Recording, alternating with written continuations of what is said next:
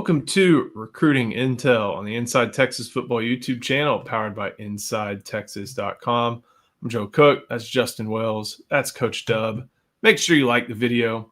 Make sure you subscribe to the channel. And if you've not done so yet, make sure you go to InsideTexas.com. Use that first link in our description or use that QR code right by my head. Sign up for just $1. Join Inside Texas. Get the best intel over these next few weeks, not only on the two remaining games, but also all the different recruits that are making their way. Texas finally gets to host a few this weekend. We'll talk about two of the big ones as the Longhorns look to finish up their 2026 recruiting class with not only some prospects from all over the country, but a couple from right down the road. And we'll jump into it right away.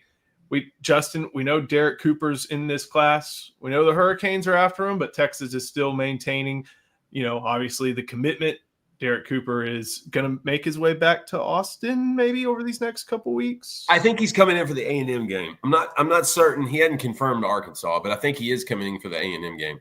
But Texas is looking to add more to its running back class. They are looking just down the road, up the road, I guess, in Central Texas. And that is at Jet Walker. That's the Georgetown, Texas. That's right. I can't remember the last time Texas recruited or football recruited somebody from Georgetown. I think of Georgetown. I think of Taylor Youngman, one of the best pitchers I've ever seen in person for the Texas Longhorns. Man, what a game too against LSU in 2009. Anyways, Jet Walker, he's committed to Minnesota. So he was definitely wanting to row the boat, but maybe he can stick to water's a little closer, maybe Lake Travis or something like that, because he's going to be coming in for an official visit this weekend. We broke that Monday morning. Just catching up with Jet. This is a lifetime thing for him. A lot of these kids have grown up in the Centex area, always covet that Texas offer. The cool thing about Jet is that he had a previous relationship with Texas running back coach Chad Scott.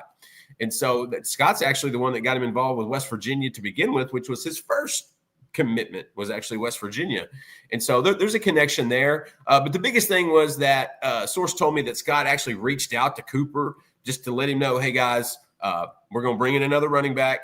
And it's a guy that's got talent like we're watching, but it's not a kid that would threaten Cooper in a sense. A lot of people wondered, why wouldn't they just go out and spend big money on another guy with him? And you got to allocate it right. You can't spend all in one position. You got to be real, thought provoking when you come through that. So I like Jet. I think Texas. Antoine wants a flip.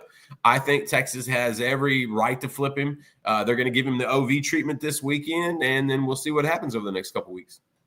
Charlie, you're looking at his film. You've seen what he's done a little bit as well. This is all his junior film, part of a Georgetown team that in the 5A ranks, I think went 9-2 or in the playoffs. They have a big playoff game against Burleson Centennial. There's a lot of Centennials in Texas. So playing a 5A, making their way through the 5A playoffs. But what have you seen from what Walker has to offer when you're looking at his tape? Oh, the mute button got him. It still got him. He's still talking. Still got him. Oh, man. I will say he's breaking it all down right now. Like he's trying to fix it. There you go. Can you hear me now? Am I back? Yeah. All right. He got the perfect name for Jet. Look, being from I guess Central Texas, man, he remind me of wasn't the show Friday Night Lights filmed in Central Texas? Got little riggins in him. Like he'll run through somebody in high knee, but he doesn't fumble, so nobody has to come on the field and do anything to him. But I mean, I like the kid. He runs hard, runs behind his pads. He has a nasty attitude. I don't know, maybe Texas is getting their version of the Pony Express, Craig James and Eric Dickerson with Cooper and him. I mean, look, I like it. You got your home run threat in Cooper, but make no mistake about it, he can separate and run from it too. But I mean, I like this kid a lot, man. He runs behind his pads. Like I said, physical kid, picks his knees up, and I mean, he's separating from people every single Friday night. So don't get it twisted. He can play running back at the next level at Texas with ease, and I like the kid a lot. Justin, we've always seen Texas really take two running backs every class, and we thought this would be the one where maybe they just take one. But the fact that Cooper is sounding on board with it is a huge deal, I feel like, especially since we we think running back's a room that may see some churn over the course of the offseason. Yeah, there's going to be a little bit of that. And that's the thing that I think Texas wanted to assure Derek Cooper of. They wanted to make sure, look, you're the guy. You're our number one guy. And they made that clear through an NIL package and everything that's involved. But right now, they need numbers. That running back room is going to look different next year. There's going to be a few guys on the roster that are not going to be back on the roster by next semester. And so that opens this up because Jet's going to be an early enrollee. This is a kid that could come on campus early. And like I said, they need the bodies. They really do. They brought in 2 last year with James Simon and Ricky Stewart. It's really undecided on Stewart's future if he's even going to make it back. Scott, I said Scott. Did I say it right? No. Jet Walker.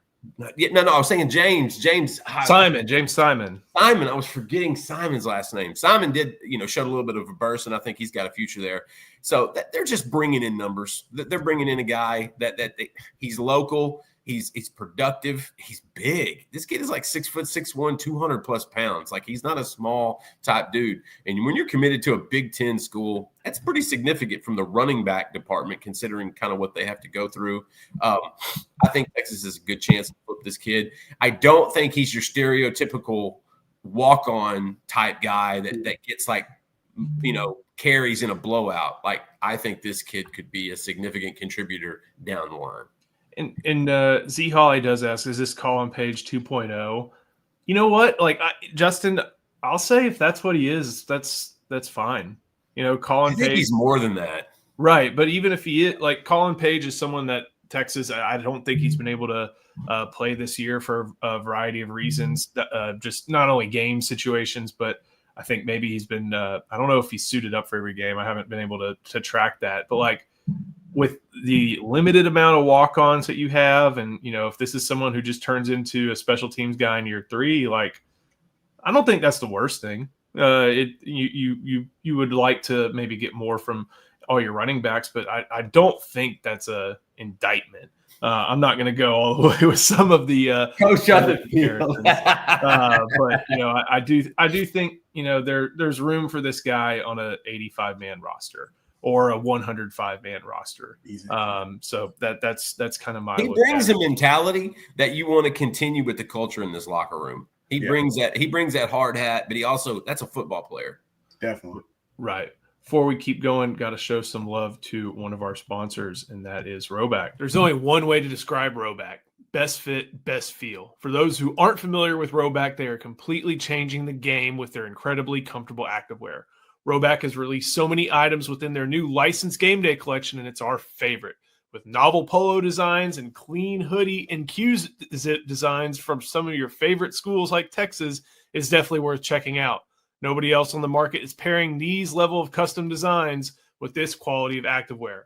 Rhoback's everyday shorts or their Delta Performance pants are the perfect pairing as well. Both are super comfortable, have an elastic waistband, and great fabric that's made to have the appearance of a nice short look, but the comfort for a day on the move.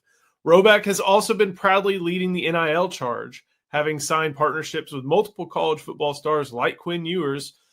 They are becoming the go-to brand for college athletes across the country. Use the code Texas20 on Rhoback.com for a generous 20% off for all new customers through the end of this week. That's RHOBACK.com and 20% off all performance polos, shorts, and more with Texas20. We'll keep going first. A couple good questions real quick. Charlie, this one. Is Texas still pushing for a flip with Jalen Lott? Haven't heard a whole lot since that visit a few months ago. What's going on here? Yeah, I know they went to go see him play last home game regular season 2 weeks ago. But I just didn't see much movement. And I'm not even sure Lott played in the game. He was on the field much. So I don't think they got to talk to him and see much of Lott. But it seems right now like he's good with Oregon. I know some other teams like Miami. Everybody's trying to hear at the end of the cycle try to flip Lott or get to him. But I don't seem like, him and Texas makes much sense at this point, honestly. I mean, they may try here at the end of the cycle, but right now it doesn't look like he's heading to Austin at all.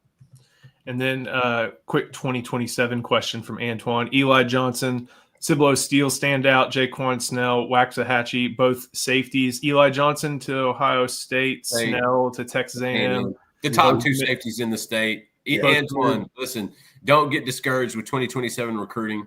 There's a lot of stuff going on right now. I think you're going to see it clear off a lot in January with junior days and things of that sort. And so don't. It looks bad on the surface because there's a lot of other schools pushing for these juniors, and Texas doesn't seem to be right now. I think right now they just want to finish up 2026 as strongly as possible, finish up this season as strongly as possible, and then kind of reevaluate that big board in January and February. And then that's when I think you'll see Texas start pushing more. And then that kind of ties in. Why does it feel like you're stuck in the mud?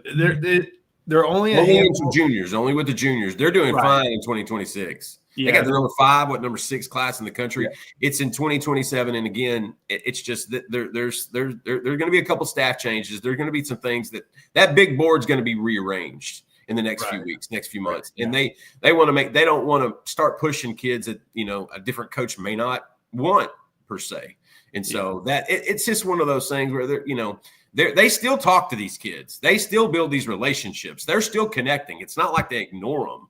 They're just not pushing, like, say, a Texas A&M for a John Meredith or Jaquan Snell. Like, A&M was treating Jaquan Snell like he was committing tomorrow, like he had to sign tomorrow. Like, it was that much urgency. Texas is not using that right now. And I will say, I have no problem with saying, okay, they're going to have some more things to do on 2027, in January. But that's not to absolve them and say that they can't do, they can't do and have efforts in the 2027 class. It's a little bit of both. It's not to say that's what I meant. They still connect with these kids. They're still building relationships. They're still talking to these guys on a regular basis, talking to their coaches. I'm just saying there isn't the urgency there for them to push that like at Texas Tech. Texas Tech, when they get a junior in the office, they are pushing him to sign immediately. Like it's an urgency thing that they're doing. Texas is not doing that. We'll keep going, and we'll talk about another Georgetown product. That is Caden Shearer. He is a Stanford commit, and Justin, he too going to be heading down with his teammate to see Texas here real soon. Yeah, this kid had an official visit set before he even had an offer, and so that usually pretends to a good evaluation. Stanford commit. I love any O lineman that's committed to Stanford. I'll take them. Especially when you've got 2 tackles in the class and you could use another one. And I think Shearer projects at tackle. I'm curious what coach thinks. But he picked up an offer the same day that Jet Walker did. And so he'll be on campus for his official visit this weekend. I'd asked him a little bit, just briefly about, if he had thought about flipping or kind of what's in his mind. And he said he'd really like to evaluate everything after his OV to figure out what's the best move for him next. And so we'll have some updates on these 2 guys out of Georgetown at Inside Texas relatively soon. But Shearer's another one, kind of like Walker. I wouldn't be surprised they flipped him. It's just going to be a kind of it's going to come down to numbers and who else they're kind of pushing towards with 2 weeks before early signing day.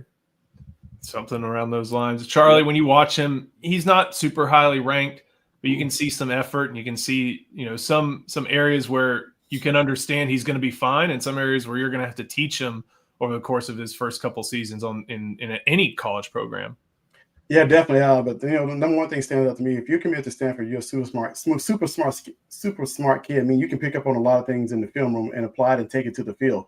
Everybody's been trying twisting stuff on Texas offensive line. Everybody gets confused. This kid probably wouldn't get confused. He'll probably be able to pick up scheme very, very quickly. Yes. So that's one thing that kind of stands out to me. Even if he plays tackle guard or maybe even center, like you just never know. He has some versatility to him that he can do that.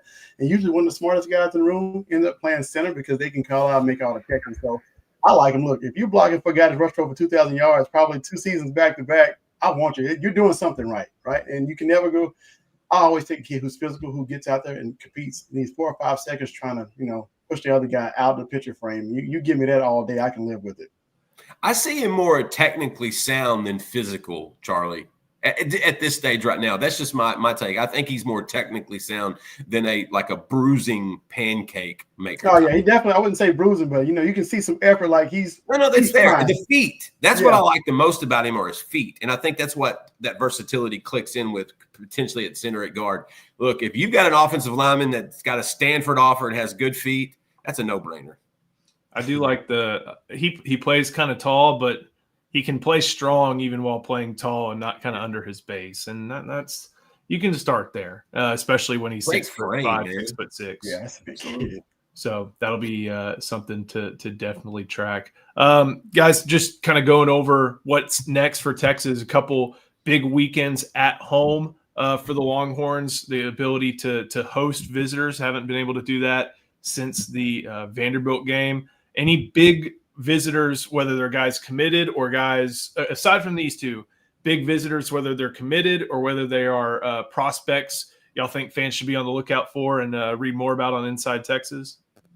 Yes, there's a pair of them out of Edna Carr down in New Orleans. They're LSU commits.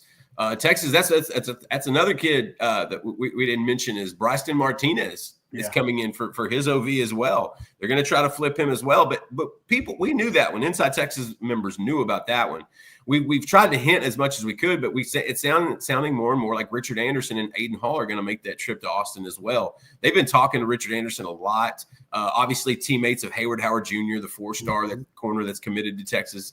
So they're looking at flips, just like other schools are looking at, trying to flip a few Texas kids. Texas is still looking to flip a few others as well. And they saw the blood in the water out there in Baton Rouge, and so Alan Clark is the one out there doing work. He built relationships with all these kids, and the fact that him and Kenny Baker are still so close to Richard Anderson, to me, that's the most significant because they did in a sense process one of the defensive tackles in this class, and Dylan Berriman looks like he's going to wind up either at Purdue, North Carolina, or maybe even LSU. They need to add another one. They want 4. They'd be fine with 3, and these 3 would be wonderful, but they would like 4. And to me, a Jamian Winfield and a Richard Anderson are numbers busters. Yeah. And so if they can add one more of those cats, they're going to. Maybe something we talk about in just a second. Before we get to that, got to show some love to Game Time. You want to see Texas versus Arkansas? You want to see Texas versus Texas A&M? This is the place to do it. Go to the Game Time app or go to gametime.co. Use the promo code ON3 and get $20 off your first purchase. The best app out there for ticketing. You can see what your view will look like from your seats in the app. You can also see what the all-in price is, so you're not surprised by fees or anything like that at checkout.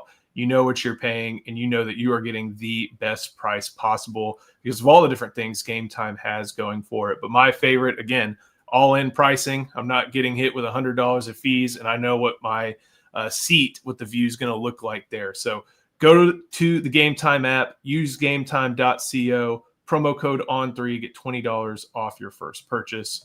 Of course, terms do apply.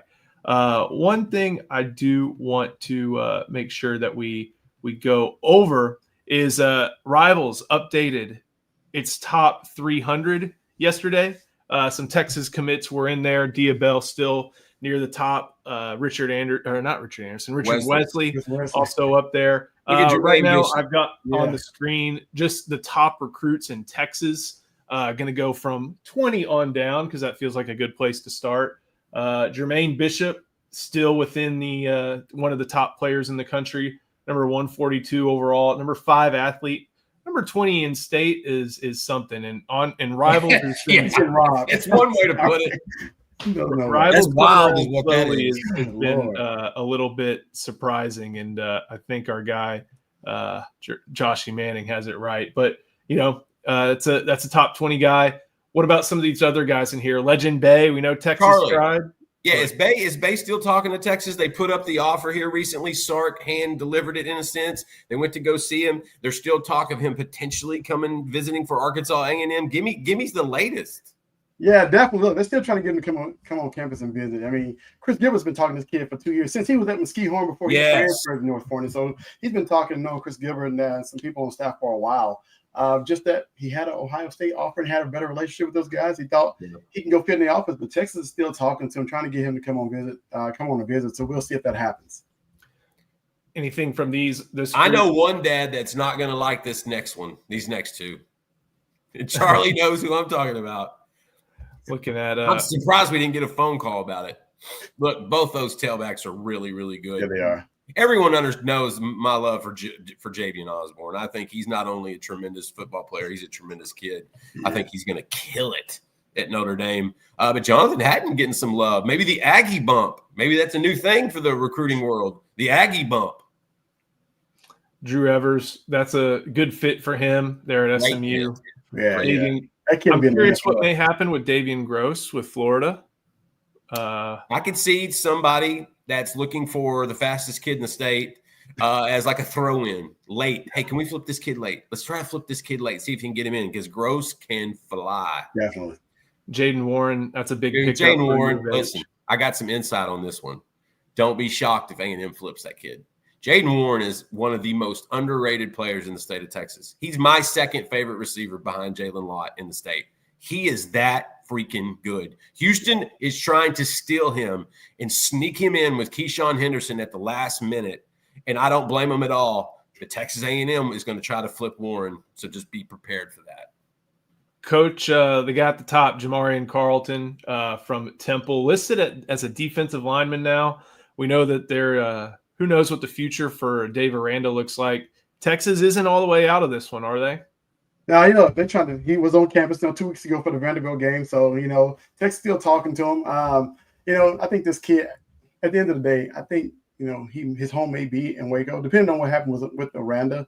And so I know he has him listed as a defense lineman 250. He's probably with the 270 now, seeing him in person. Man, he looks like former Temple and Longhorn Taquan Graham. Like, he's putting on some weight. It's not bad weight at all. So I can see him. Maybe he slides inside, plays a 3-tech because he's gaining some weight. But, man, he's like I said, I think it's Baylor unless something happens in Waco with Aranda. If he leaves, I think all bets are off. And a lot of teams will try to come out. I know he's talking to A&M as well. A&M is trying to come out to him.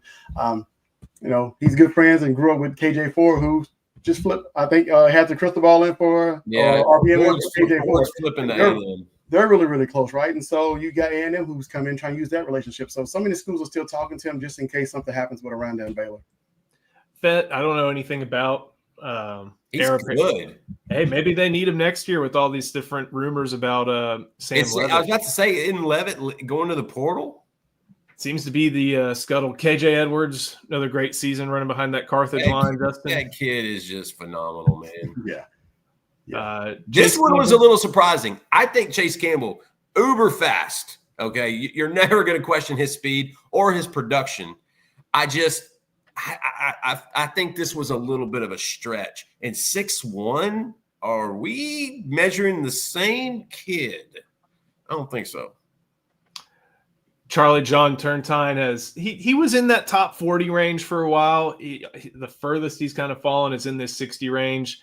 Listed as an interior lineman, but has he done everything to kind of lay claim to this spot in the 2026 class and hold on to this status as one of the top O linemen in the country? I would say so. In the playoff run, I think people will see him really, really dominating the playoffs. I know most people probably didn't go to North Carolina games, but maybe they paid attention to other kids. But look, he's been an anchor for that offensive line, does everything, plays left tackle, right tackle, guard, wherever they need him. And so North Carolina makes another run. They get a chance to see him in person. I think they're going to change their mind about John Turntine. He's a dude. He's a stud, man, on offensive line. So 61, hey, and he didn't tell you what, he really doesn't care about the ranking. He'll just prove it to you on the field, honestly. I love his attitude. Ethan Feaster. I was about to say, were you going to say Ethan or was I? You were. And I want to say this about Ethan. I love Booby Feaster. That kid has had more people around him force him to grow up early, and he just takes it in stride. He doesn't complain. He doesn't gripe and bitch. He just comes to work and does a great job. I'm just a big fan of Ethan. And I know Coach is a big fan of this next guy, and I think this kid should have been ranked here a long time ago.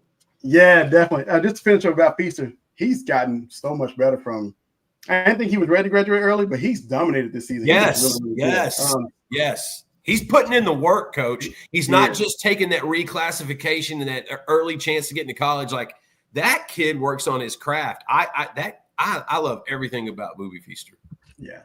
But then you got the next kid, Landon Barnes. I just seen him. I don't think he's 6'3" anymore. He may be close to 6'5". And if he's 6'5" and Texas isn't trying to flip him, I'm gonna lose my damn mind. I mean, look, he looks solid. Ole Miss. I called up with him. Him and Duncanville played Temple in the playoffs. So I got a chance to go to that game. I got a chance to talk to him after the game, and he was like, "Look, Texas is one of the schools he wanted to hear from the longest. He finally got the offer. He was excited, but the communication just kind of died off. He's not one of the guys that he hasn't heard from Texas in a while, and he still would love to, right? But he's solid to Ole Miss, but." Texas, like a lot of kids, Texas is their favorite school. They want to hear from Texas. It's the in-state school. It's the school you want to be at. It's Austin, Texas, but maybe just not in the cards for him, but Ole Miss is definitely getting a wonderful edge, man. He's a stud.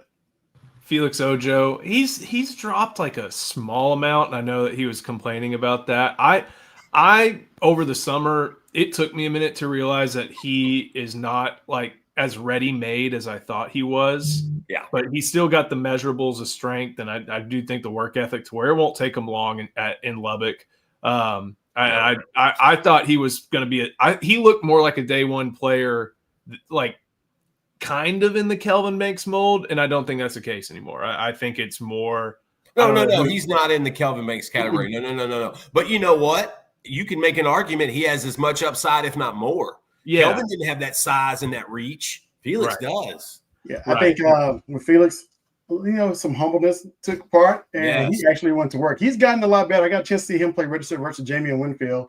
He never lined up against Jamian much, but I mean, he's gotten a lot better technique wise since the whole summer and spring thing. So he's actually improved. He did. He needed it. Bo Bentley. I'm gonna tell you something right now about Bo Bentley. I love Bo Bentley. I saw him shred my Kilgore Bulldogs in the state championship. But if he is still ranked above another quarterback in this state, I'm gonna lose my flipping mind. I will have to look in just because I haven't seen him pop up on here yet. If Bo Bentley is the top-rated quarterback in this state, we're done. We're done ranking all this crap because there's another dude in Houston that is a freaking dynamic. Just all of it. He's not a dog. He's a wolf because he doesn't bark. He just hunts. I think you'll be happy. You're the top three. Jamian Winfield, Jalen Lott, Keyshawn Henderson. One player. How long have I said, Charlie? Almost 2 years. 2 years. I said, this is the best kid in the state of Texas. I don't give a damn if they think he's an athlete, quarterback, whatever it is. Keyshawn Henderson is a stud. He is the guy in this state. And so Jalen Lott at number 2, I love that. I think look at his production this year, guys. Yeah, he was averaging like what, a touchdown every 3 catches or every 4 catches. It was ridiculous. I'll let Charlie kind of wax on Winfield a little bit, but I love seeing Keyshawn Henderson up there. Listen, dude, Houston is getting a guy. Willie Fritz this is the guy he's going to put his saddle on. And if they can keep Jaden Warren in this class and some of those other guys, Houston is going to be fun to watch in the Big 12. Yeah, I definitely agree with that take. Number 3, Jamian Winfield. Look, number 3 may still be too low. I don't know. Look, to me, he's probably the best defensive tackle in the country. I don't think anybody moves like him. He may not be 6'5", 6'6". That 6'4" is probably legit, but man, Jamian he's just a different type of kid. Doesn't talk much. Man, they got him playing fullback, running back, wildcat. He's doing it all for Richardson, making it to the second round. But man, that kid is just an absolute animal. I mean, one of those tough Mississippi kids who's like, look, I'm not going back. And he plays like it too. And so, man, I love Winfield a lot. Look, I know he doesn't really want to talk, recruiting as much. He still talks to Texas. Mom made it clear they still love Coach Kenny Baker, but man, right now USC is just, California dreaming, man. And I wish the best of luck to him, but man, he's an absolute stud. Hey, real quick, where did Dia Bell rank? Because now I see Keyshawn as the number 2 overall quarterback, which means Jared Curtis is number 1. Where did Dia fall? Let me get that. Bo looks like Bentley might be at 5 or 6. There he is, 3. These are the top 4 right here, and this is the rivals ranking. So Dia had been in the top 5 category. I can right. You missed your senior year. Your senior year. Guy's gonna step up. Yeah. So he's number 3. And I like Faison Brandon. He's still Tennessee. Yeah. I think he's got some tools too. This is a good quarterback class. Could be great. It really could. I'm telling you guys, Henderson's the one that I think could be really special. And there's not a bigger Dia Bell fan than me. He'll be on campus in 5 weeks. He is so ready. And he looks so good and working out right now. Dia Bell is so ready to be in Austin in January. The one good thing about quarterback play, situations are always key. All those guys, I don't think any of them are going to be relied upon in year 1. Right. They're all going to get to redshirt. Curtis will be behind Stockton and will probably battle Puglisi. Henderson will be behind Weigman. Yeah. Bell's got a year to learn. Brandon may, I don't know, maybe he competes with Aguilar. I forget what their quarterback situation looks like, but he doesn't have to start. Bo Bentley doesn't have to start. Right. BYU may look a little bit different. Ryder Lyons is probably going on a mission too. So you have to go all the way down to maybe like number 7 before you find somebody who's going to be like, okay, you're starting this year. And that's just because A, he's talented, and B, who knows what the Arizona State room looks like. So, hey, I don't think that situation should factor into the rankings, obviously, but you'll notice that a lot of these quarterbacks, while they do want playing time, everybody talks about that. They also need to go to great situations. And if you want a great situation, you may have to sit for a year, but that year may allow you to start for 2-3 years, and then you're on your way. So it's always important. Don't rush them. You can't rush a quarterback. You can rush other positions. You can't rush a quarterback. That'll do it for this episode of Recruiting Intel. Make sure you like the video. Make sure you subscribe to the channel. And, of course, go to that first link in the description. Sign up for Inside Texas for just $1 or scan that QR code there at the top of the screen. We'll be talking recruiting all throughout these next couple of weeks. We'll be talking about Texas games with Arkansas. And then, of course, we'll have all the different stuff after the season to go over. So make sure you come join. Can't wait to see everybody over there. Justin, Charlie, thank you all. We'll see you next time on Recruiting Intel on the Inside Texas Football YouTube channel, powered by InsideTexas.com.